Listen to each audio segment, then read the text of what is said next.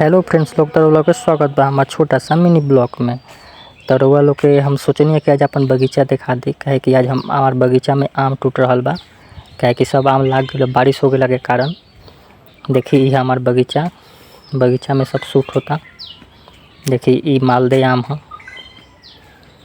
आम टूटल बा, सब आम लाग गइल बा। देखी ऊपर लोग तुरत आम। ई हमार बगीचा देखी बहुत आम के पेड़ बा, कम से कम 20-25 गो आम के पेड़ बा।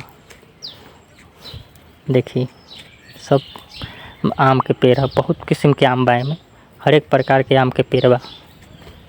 देखी आम टूट रहल बा ऊपर।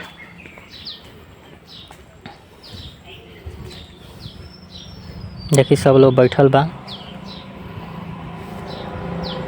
देखी ये मालदे आम, ई सब जगह आम ना मिली, केमिकल मुक्त आम बा।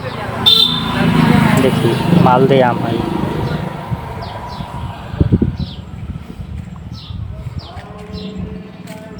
अगर केहू के आम चाही तो कमेंट में बताई, अपन एड्रेस भेज दी, आम भेजवा देवल जाई। देखी आम मालदे आम है। मौसम भी बहुत ठंडा ठंडा बा। तो रउआ लोग के वीडियो कैसन लागल हमरा के बताएं, हमारे चैनल के सब्सक्राइब कर ले।